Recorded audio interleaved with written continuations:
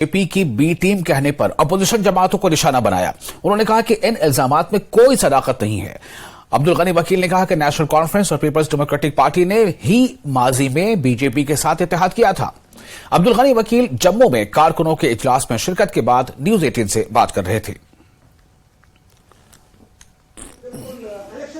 कि यही पार्टी जो है, जो आज आपको जम्मू कश्मीर में दिख रहा है, चाहे टर्मोइल है, चाहे जो भी सूरत हाल है, इक्तिसादी बहरान है, इसकी जिम्मेदार यही लोग हैं।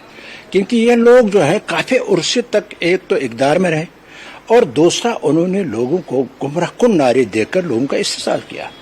अब ये उसकी कोशिश कर रहे हैं कि वो जो दाग उन पर लगा हुआ है वो हट जाए। लिहाजा हम इसलिए ये नहीं बुला रहे हैं क्योंकि अब अगर देखेंगे खासकर कश्मीर में इन पार्टीज को जो मेन अपोजिशन है वो पीपल्स कॉन्फ्रेंस, हर जगह उनका मुकाबला पीपल्स कॉन्फ्रेंस के साथ है। इसलिए वो जब हमें अपना पॉलिटिकल अपोनेंट समझते हैं और उनका आपस में इत्तेहाद है, इलेक्टोरल अलायंस की जो उनकी परंपरा रही है, चाहे कांग्रेस के साथ, अब पीडीपी के साथ भी उनका अलायंस चल रहा है, इसलिए ये एक किस्म का एक गठजोड़ है इक़्तिदार पर काबिज होने के लिए दोबारा। बाकी ये जो नारे दे रहे हैं, आप देखते हैं कभी कभी जो भी उनको मेन अपोजिशन लगता है उसको ये हमेशा बीजेपी के साथ जोड़ते हैं। लेकिन मैं आपके माध्यम से उनसे पूछना चाहता हूँ, क्या बीजेपी उस वक्त ठीक थी जब उमर साहब वजीर खारजा थे, ममलिकत वजीर खारजा थे बीजेपी हुकूमत में? क्या उस वक्त बीजेपी ठीक थी जब महबूबा जी और मरहूम मुफ्ती साहब चीफ मिनिस्टर बीजेपी के सपोर्ट से थे? तो ये दुगली पॉलिसी अब लोगों के सामने आ गई है उनकी, कि जिनको ये स्ट्रांग अपोनेंट समझते हैं उनको ये जोड़ते हैं बीजेपी के साथ, लेकिन खुद उन्होंने इख्तियार किया है शेयर बीजेपी के साथ। और जम्मू कश्मीर में माजी की हुकूमतों के जरिए बैकडोर भर्तियों से मुतालिक चीफ सेक्रेटरी के बयान पर नेशनल कॉन्फ्रेंस के चीफ तर्जुमान तनवीर सादिक ने कहा कि सरकार के पास तमाम इदारे और एजेंसियां मौजूद हैं, ऐसे में इन्हें दिखाना चाहिए कि किन लोगों ने बैकडोर भर्ती की है। तनवीर सादिक ने कहा कि सरकार यहां इलेक्शन करा ले तो पता चलेगा कि लोग किसके साथ हैं। उनके पास सारे इदारे हैं, वो बताएं। इसका मतलब है जिस तरह अगर हर कोई बैकडोर अपॉइंटमेंट है तो क्या वो बैकडोर अपॉइंटमेंट वालों के ऊपर हुकूमत चला रहे हैं? ये कितना बचकाना एक स्टेटमेंट है इन लोगों का। आपके पास सारे इदारे हैं, आप सारी गवर्नमेंट की एजेंसीज आपके पास है, तो मुझे एक दिखाइए ना। अगर मैं नेशनल कॉन्फ्रेंस की बात करूंगा कि नेशनल कॉन्फ्रेंस ने कोई भी ऐसी चीज नहीं किया जिसमें बैकडोर अपॉइंटमेंट, वो कुछ भी बताएं। सबसे इंपॉर्टेंट है उनके पास एजेंसीज है, वो पता है कहाँ गलती हुई है। इसीलिए मैं कह रहा हूँ आप एक बार इलेक्शन करें। अगर लोग हमसे खफा हैं तो हमें वोट नहीं देंगे, अगर लोग हमसे खुश हैं और इनसे खफा हैं तो इनको यहाँ से जम्मू कश्मीर से बाहर निकाल देंगे। आज पावर क्राइसिस है। आज आपने 9000 जो ये हैं जो जिनको कह रहे हैं कि आपने अलॉट किए हैं ज़मीन, कौन है वो लोग पूछना चाहते हैं। यहाँ आवाम है जो लोग पूछना चाहते हैं हुकूमत से, लेकिन आगे कोई है ही नहीं, आगे ब्यूरोक्रेसी चल रही है। तो इसीलिए मुझे लगता है कि इलेक्शन का मौका है और इलेक्शन होना चाहिए। और भारतीय जनता पार्टी जम्मू कश्मीर के सदर रविंद्र रैना ने रामबन और बानीहाल का दौरा किया और पार्टी वर्करों के भारी इज्तिमा से खिताब किया। बानीहाल में रविंद्र रैना ने कहा कि वजीर आजम नरेंद्र मोदी के अहकामात के मुताबिक बीजेपी 24 अक्टूबर से गांव-गांव जाकर आम लोगों से मिलने और उन्हें जमीनी सतह पर मरकजी हुकूमत की जानिब से चलाई जाने वाली स्कीमों के बारे में आगाही देगी। उन्होंने कहा कि भारतीय जनता पार्टी तमाम इंतखाबात के लिए तैयार है और इलेक्शन का फैसला इलेक्शन कमीशन को लेना है।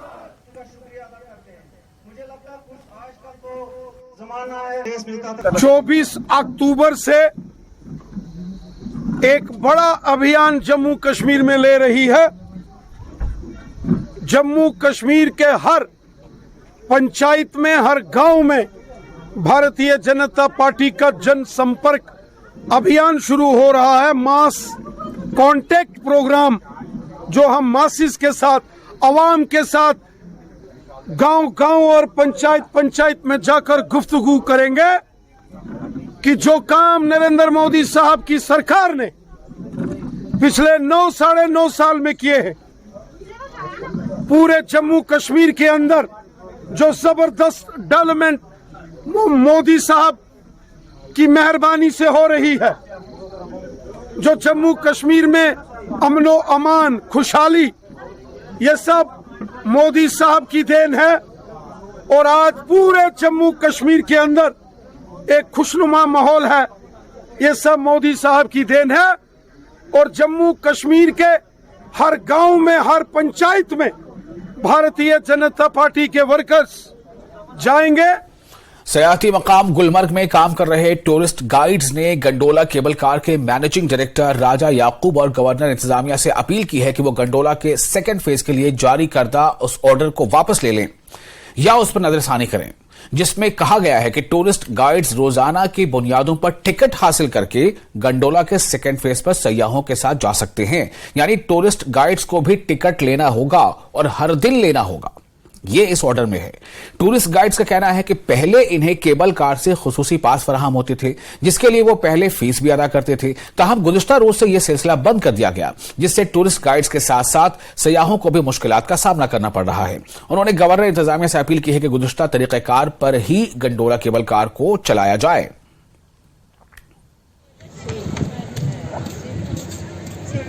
अचानक एक ऑर्डर निकाला, जो ऑर्डर बिल्कुल आलमिया हमारे लिए, पूरे इलाके के लिए एक दुखद खबर है। उस ऑर्डर में ये लिखा है कि किसी भी सर्विस प्रोवाइडर को सेकंड फेज के लिए अलाउ नहीं किया जाएगा, चाहे कोई पास होल्डर हो। जिस तरह वहाँ पे सिलेज वाले काम करते, आप वो ईयरली पास निकालते, या स्की एसोसिएशन के कुछ लड़के वहाँ पे पास करते जो ईयरली पास निकालते हैं, पर मंथ वो 10,000 रुपया गंडोला को पे करता है एक बंदा।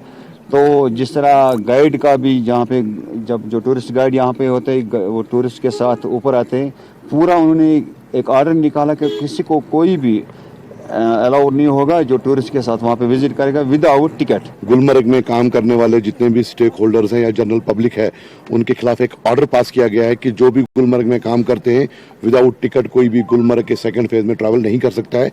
उसमें स्कीइंग है, स्लेज है, स्नो बाइक है, या जो भी एसोसिएशन स्टेक होल्डर मजदूर वहाँ पे काम करते हैं, ये ऑर्डर उनके खिलाफ है। अब हम यही रिक्वेस्ट करते हैं जेके एडमिनिस्ट्रेशन से, हायर अथॉरिटी से, कि जैसे 1998 से चलता आया है वैसे ही चलने दीजिए, ताकि हमारे जो एजुकेटेड यूथ है यहाँ पे या जो गरीब आवाम है यहाँ पे वो अपने दो वक्त की रोटी कमा सके। हमारे मैनेजमेंट से गुजारिश ये है कि जैसे पहले चलता था वैसे चलने दो, क्योंकि इससे बहुत सारे लोगों के रोजगार पे असर पड़ेगा। नॉर्मली 25,000 फैमिली इसके ऊपर डिपेंडेंट है। आने वाला जो विंटर सीजन है तो कैसे चलेगा विंटर सीजन? इनका गवर्नमेंट का काम रहता है कि टूरिज्म के साथ हम जुड़े। तो आज जैसे कि गंडोला डिपार्टमेंट ने ऑर्डर निकाला, इसका मतलब ये हमें रोजगार से बेरोजगार कर रहे हैं। तो हमारा जो डिमांड है, हमारी डिमांड ये रहेगी मैनेजमेंट से कि जल्दी इस ऑर्डर को वापस लिया जाए ताकि हमारे रोजगार। मरकजी वजीर महेंद्रनाथ पांडे ने deputy commissioner Pulwama doctor Bushayat Qayoom और दीगर कई अफसरान के हमरा इंडियन इंटरनेशनल जाफरान ट्रेड सेंटर जसू पापुर का दौरा किया। इन्होंने सेंटर के प्रोसेसिंग यूनिट से किसानों को दी जाने वाली मुख्तलिफ पोस्ट हार्वेस्ट सहूलियात का जायजा लिया। इन्होंने प्रोसेसिंग यूनिट में स्टिग्मा सेपरेशन, पैकिंग के अलावा री ऑक्शन सेंटर का भी, यानी ई ऑक्शन सेंटर का भी जायजा लिया। इन्होंने जाफरान उगाने वाले किसानों से मीटिंग भी की। किसानों ने अपने मसाइल इनके सामने रखे, जिस पर वजीर ने हर मुमकिन मदद का यकीन दिलाया। सरकार की तरफ से जो कोशिशें हो रही हैं कि हमारा नंबर 1 कोशिश कि हमारा कश्मीर का जो सैफरान है, दुनिया का सबसे मशहूर सैफरान, वो हाई क्वालिटी का सैफरान जीआई टैग के साथ भारत और दुनिया में पूरी प्रामाणिकता, मतलब एक जिसको कह सकते हैं कि उसमें कोई भी मिलावट ना आए। और ये किसान जो यहाँ मेहनत कर रहे हैं, जो यहाँ के सैफरान ग्रोअर्स हैं, उनकी जो चाहत है कि हमारी इस क्वालिटी में कोई ऐसी खराबी ना आए, तो उसके लिए भारत सरकार ने ये जो पार्क डेवलप किया है, हर कोशिशें हैं, उसको रूबरू देखने के लिए हम यहाँ उपस्थित हुए। जो जहाँ पर अभी पूरा बिका नहीं है, उसको बिकाने के लिए हमें कितनी और सुविधाएं की जरूरत है, उतनी कितनी गवर्नमेंट ऑफ इंडिया की जरूरत है, वो सारी चीजें विस्तार से डिस्कस हुए मिनिस्टर साहब के साथ। उन्होंने आश्वासन दिया है कि मैं आपका जो ये मसला है इसको मैं प्रायोरिटी पर सेंट्रल गवर्नमेंट के जो इसके अहदेदार है, एग्रीकल्चर मिनिस्टर है, डिप्टी एग्रीकल्चर, उनके साथ में विस्तार से ये आपके जो सभी गुजारिशात है इनको मैं वहां पर पहुंचा के इनका। और इसी के साथ इस बुलेटिन में फिलहाल इतना ही, लेकिन न्यूज़ 18 JK LH पर लगातार बड़ी और अहम खबरों का सिलसिला जारी रहेगा।